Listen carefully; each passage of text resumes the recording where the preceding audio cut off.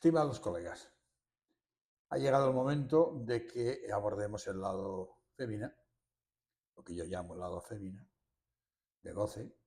Ya sabéis, yo recuerdo que yo no utilizo macho y hembra porque prefiero guardarlo para el sexo biológico y así cuando se abordan trastornos trans o trastornos de otro tipo es más fácil aclarar. Es verdad que Lacan lo que quería decir era no masculino y femenino, por eso yo digo varón y hembra, perdón, varón y fémina, porque son lados de goce, no identidades sexuales. Que repito una vez más, van a salir de las identificaciones, pero los lados de goce son importantes. El abordaje de este tema en Lacan es complicado, porque Lacan quiere partir de dos todos, que él dice en Liturgy, dos todos consistentes. Uno es para todo X, phi de X, y el otro es no existe X que no phi de X. El problema es que estas fórmulas que él utiliza dice que no tienen ningún uso en matemáticas. Es decir, utiliza la misma grafía que los matemáticos para decir otra cosa. Vamos a ir por partes. Y además teniendo en cuenta la clínica, lo que sabemos de clínica y lo que Freud nos dejó sobre la feminidad. El primero, si no son de uso en matemáticas, tendremos que cambiarles la grafía. Eso creo que ya lo he dicho, pero lo repito de nuevo. Ahora vayamos al problema fundamental.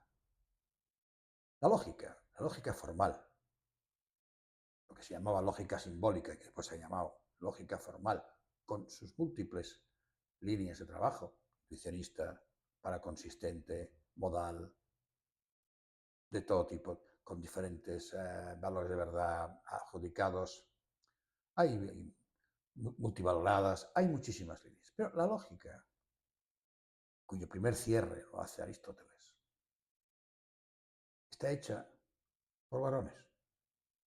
Entonces, no nos hemos dado cuenta durante muchos años, Freud el primero, que cuando hacíamos la lógica del lado varón.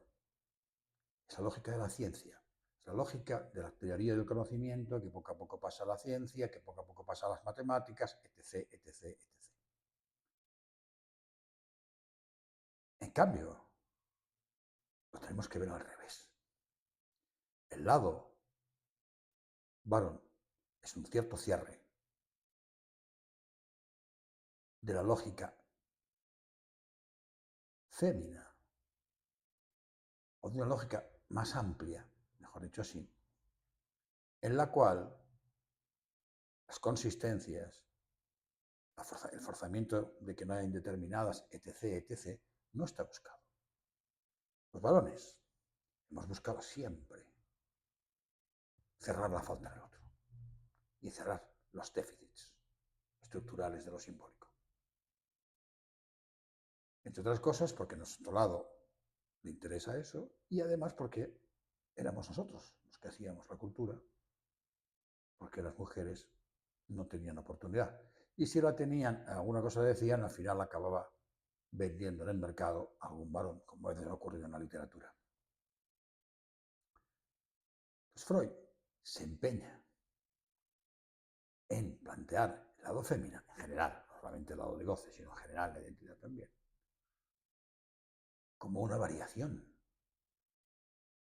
del lado varón. Es como empieza la fase fálica, fálico castrado. Y el varón, que ya hemos visto que no tiene significante tampoco para él, aunque cree de entrada que identificándose con el significante fálico, significante, no objeto fálico, ya lo tiene, como hay algunos que se quedan ahí, en el patriarcado, pues ya le da más fácil. Sabemos que el la no existe. Bueno, pues la hembra. El problema es que, igual que en el sexo biológico, ha costado mucho tiempo darse cuenta que el sexo por defecto es el femenino, es el mujer. ¿Por qué? Porque es el que se reproduce, el que tiene capacidad de reproducción. el varón, o el macho en este caso, a la hembra lo que le aporta es la firma, como podríamos decir así un poco, con un poco de ironía. Pero sin hembras no hay reproducción posible. Con machos, con poquitos, hay suficientes. Cosa que en el reino animal sabemos perfectamente, no hay más que ir a una granja para ver cuántos machos hay y cuántas hembras hay, de la raza que sea. Con los caballos a veces hay alguna diferencia más, pero en general lo que hay son hembras para reproducir. Y hoy en día, con las tecnologías de inseminación, no hace falta ni que haya ningún macho por allí. Es decir, en cambio, el patriarcado, que es la estructura fundamental antropológica que viene de lo que nosotros llamamos el padre del nombre, ahora ya al final con Lacan, una de sus figuras es el nombre del padre simbólico y socialmente es el patriarcado. El patriarcado le da la vuelta a eso. A veces incluso lo intenta compensar. Los psicoanalistas hemos ido mucho del padre para compensar el discurso de la madre. Intentan compensar eso. Ponerle ley, ponerle orden, la palabra del padre, la metáfora paterna, etc, etc, etc. Entonces, ese lado, el lado fémina, para colocarse como madre la cosa está más fácil, pero para colocarse como fémina,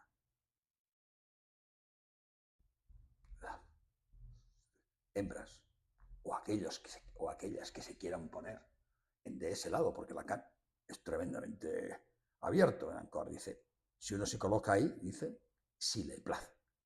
O sea que nada la obliga. Y nada la obliga, entendámoslo bien, sin ser psicótica. La psicosis, hay que entenderla bien, es la forclusión del nombre del padre en la nominación simbólica. Es decir, es una nominación estropeada. Si no se entra en la nominación simbólica, no hay psicosis. Habrá otra cosa, pero no psicosis. ¿De acuerdo? Porque no hay agujero. Porque no se entró y no hay un agujero ahí. Habrá otra cosa que tenemos que estudiar con el tiempo. Bueno, volviendo. Si el lado fémina tiene que entrar en el patriarcado, entra mal. Porque no tiene lugar ahí. Cosa que el mito católico o cristiano en general lo plantea muy bien. El mito de la Santísima Trinidad, que es un dogma en la Iglesia. Padre, Hijo y Espíritu Santo. Punto.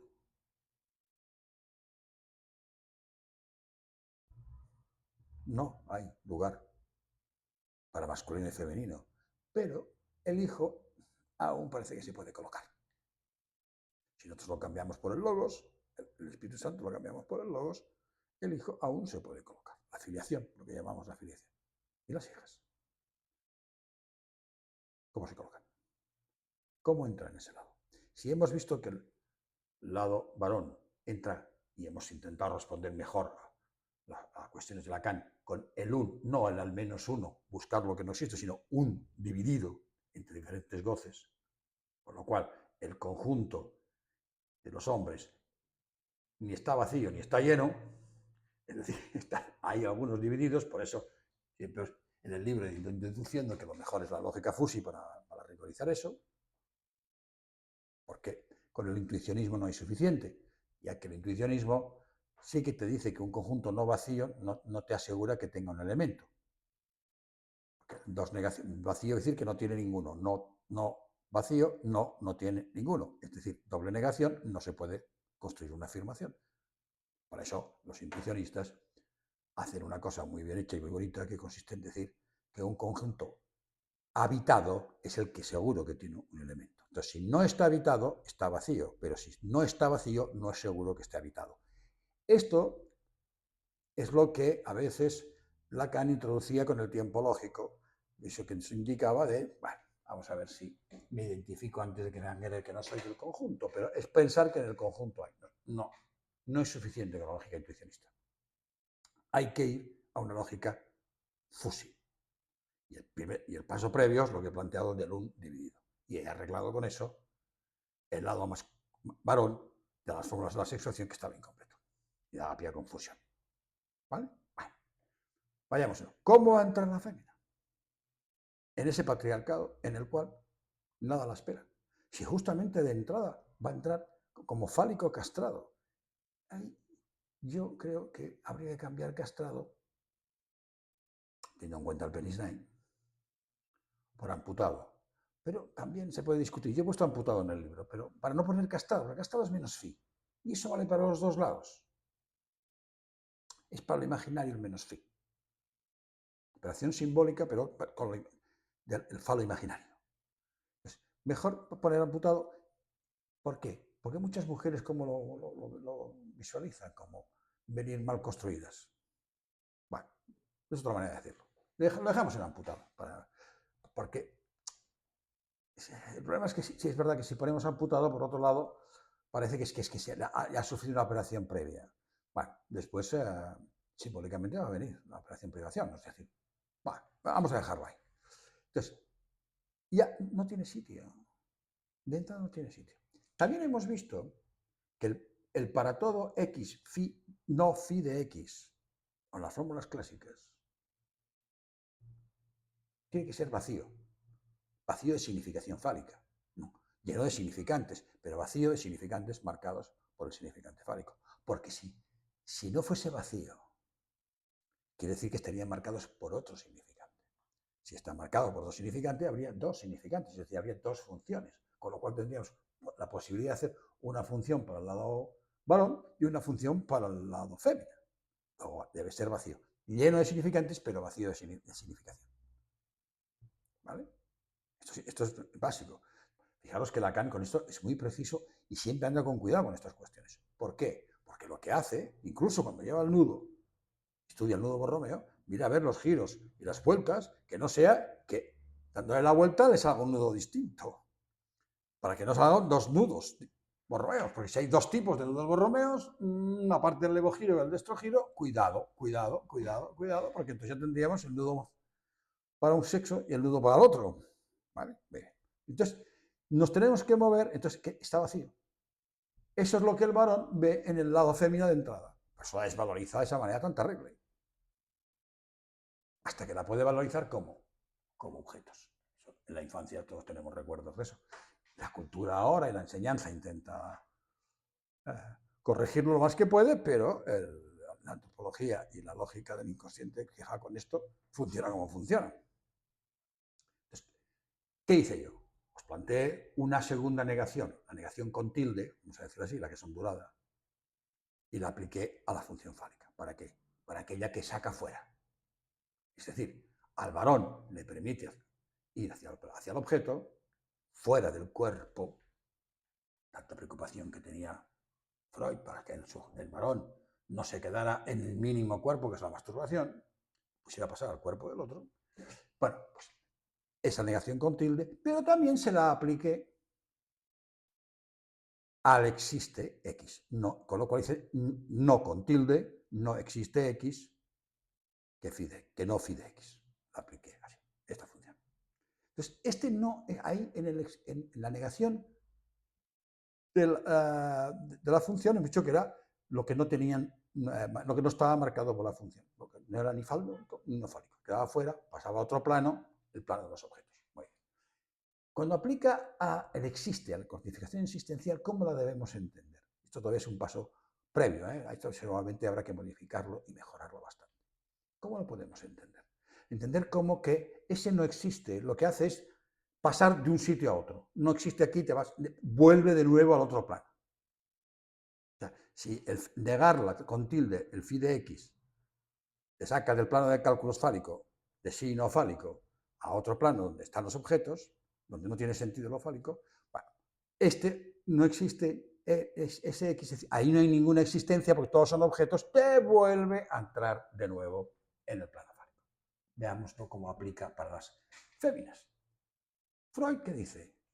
Que hay un paso muy complicado en las mujeres, que es cuando pasa hacia el padre. Evidentemente, o sea, cuando dejan de ser objeto puro de goce de la madre. Más falo de la madre, si fuese el caso. Que a veces lo es y a veces no. ¿Cómo se pasa hacia el padre?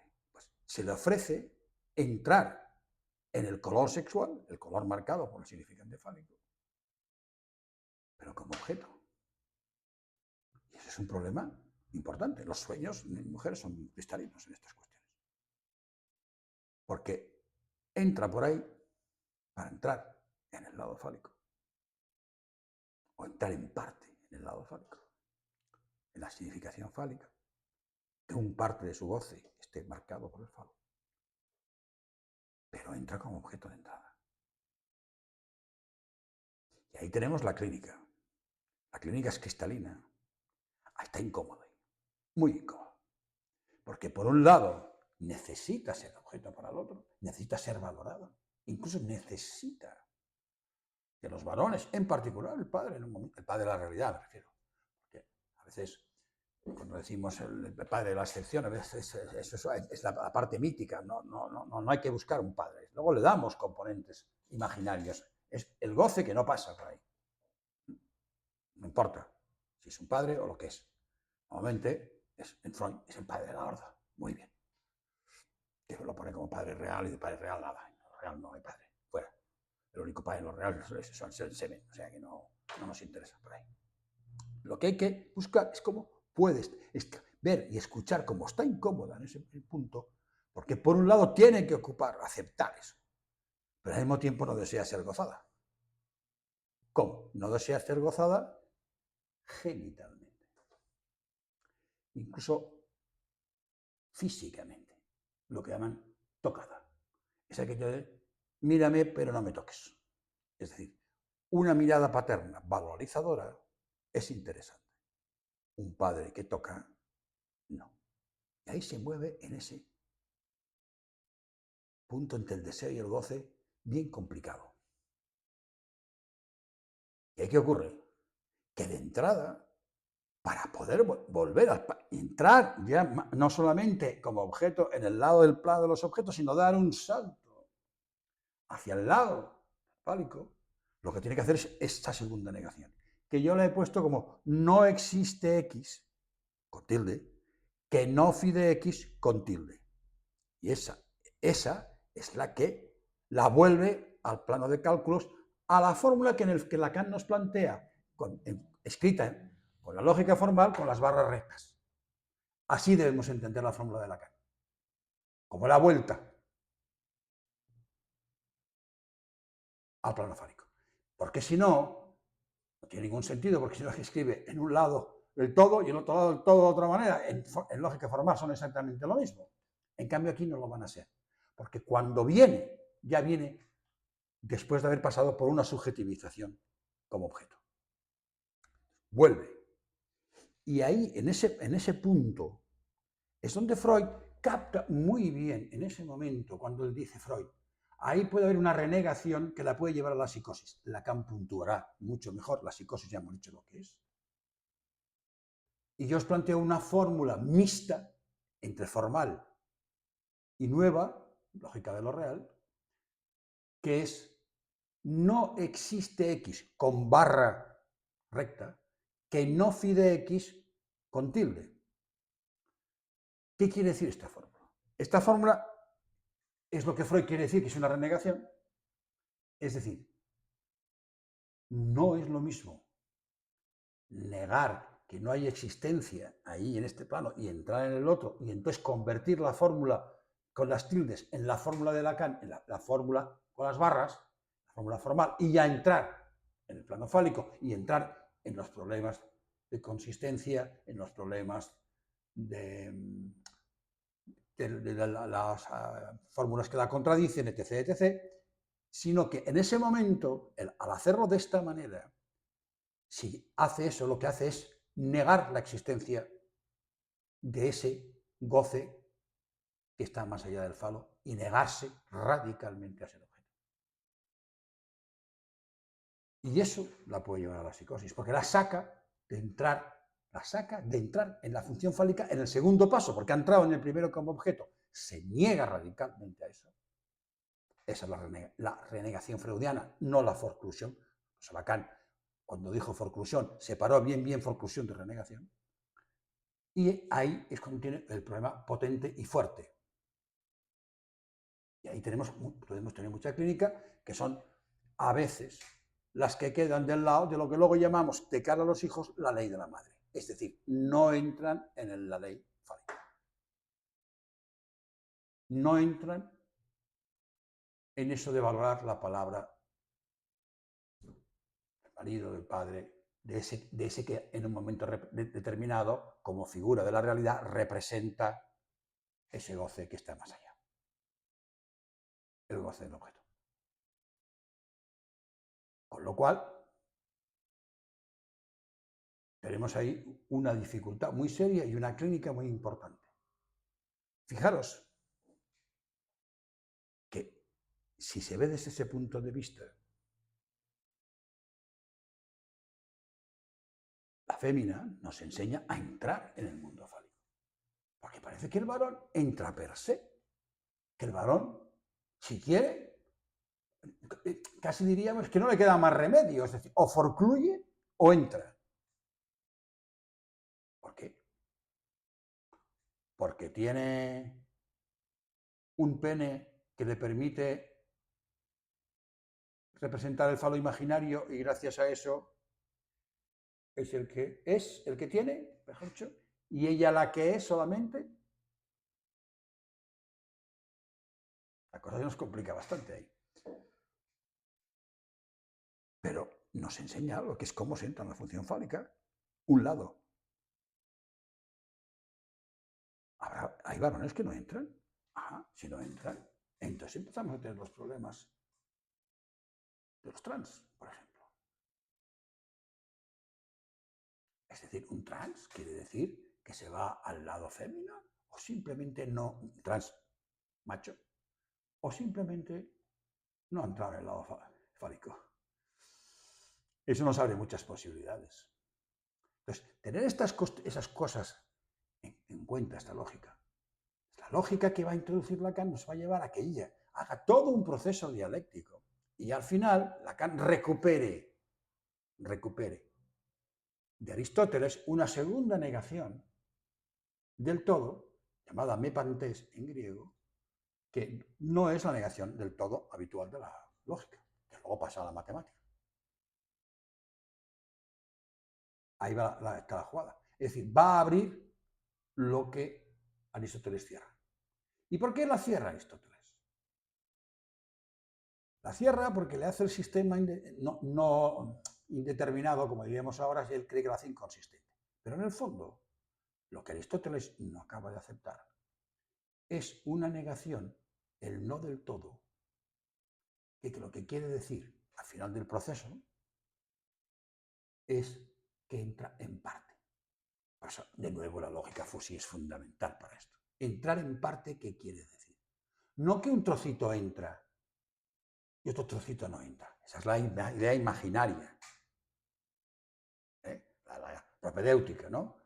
Si estás en una puerta y has echado una pata para adentro y el cuerpo está afuera, pero tienes un brazo estirado, has entrado en parte en la habitación y en parte no has entrado. No.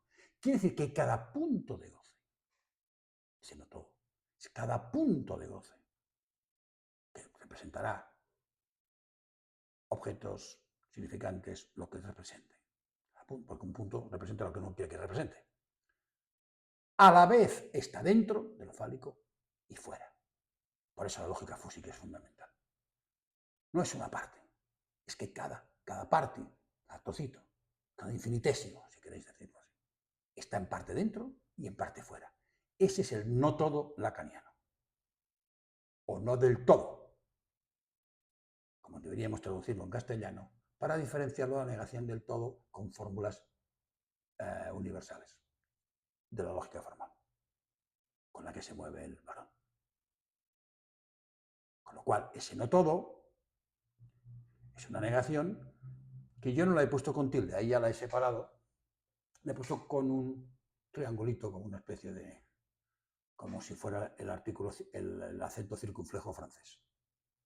Bueno, no importa cómo se ponga, la cuestión es que se ponga distinto de una barra negadora de la lógica formal, porque estamos haciendo lógica de lo real. Entonces, todo el proceso, tanto en un lado como el otro, no es entrar ¡pum! Y la fórmula que lo contradice y salís. No, hay que ir a hacer toda una dialéctica. Y en medio, como voy poniendo en el libro, en la página 137, van apareciendo patologías y problemas. Y nos enseña la dialéctica, que el sujeto tiene que hacer recorriendo las fórmulas. Como ha recorrido las fórmulas del fantasma o como ha recorrido las fórmulas del tiempo. Hace que se pueda detener en momentos determinados y abrirse puertas hacia otros lados. Goces oscuros, goces del objeto sin ley, y no confundirlo ni con la perversión ni con la psicosis.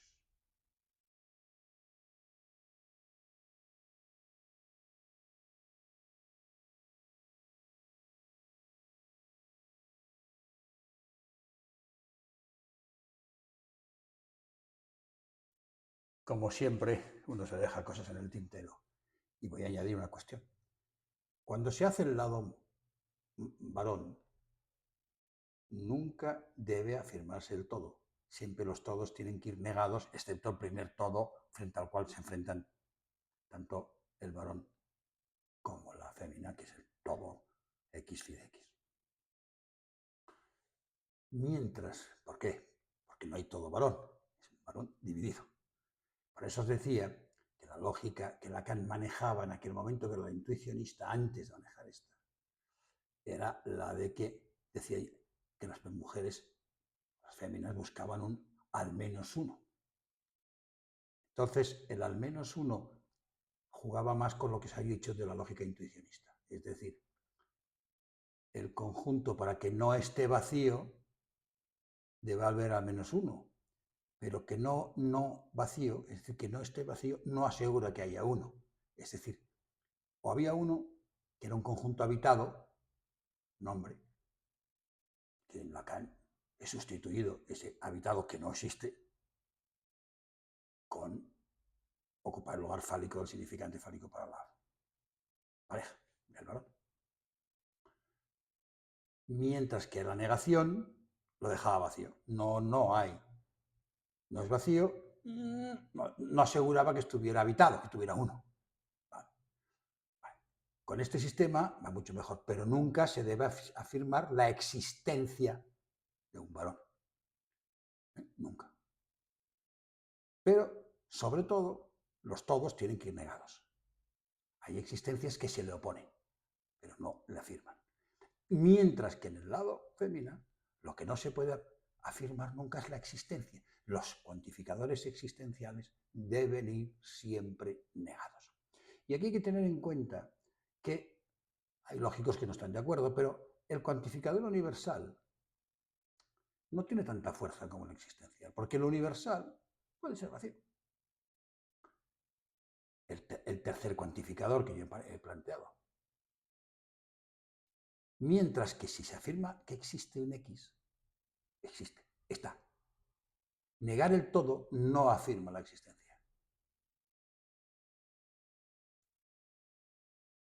O decir que todos tampoco afirman la existencia. Todos son blancos, si no hay ninguno, es una formación verdadera en lógica formal.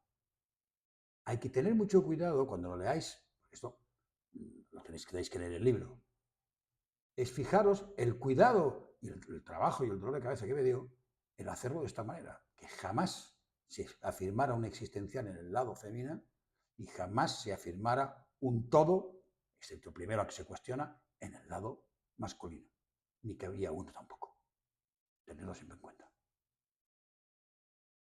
Voy a intentar en el vídeo colocar un gráfico que se vea añadido al vídeo. Vamos a ver si me sale.